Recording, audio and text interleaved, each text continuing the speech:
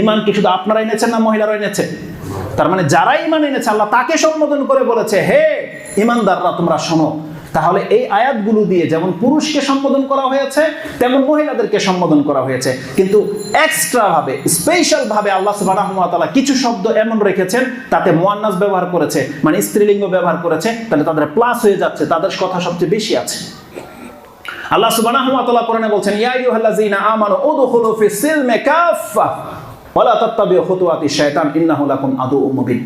এই শব্দটা দিয়ে ইয়া আইয়ুহাল্লাযীনা আমানু, হে ঈমানদাররা তোমরা শোনো, একটা মহিলা একটা পুরুষকে আল্লাহ সুবহানাহু ওয়া তাআলা সম্বোধন করেছে। কোরআনে আপনি 90টি আয়াত খুঁজে পাবেন, সূরা বাকারার মধ্যে 11টি রয়েছে, 11টি জায়গায় রয়েছে। আল্লাহ বলছে যে তোমরা, তোমাদের জন্য কিসাস ফরজ করা হয়েছে, হে মুমিনরা তোমাদের জন্য সিয়াম ফরজ করা হয়েছে, হে মুমিনরা তোমরা হালাল খাও, হে মুমিনরা তোমরা ইসলামে পরিপূর্ণের সাথে প্রবেশ করো।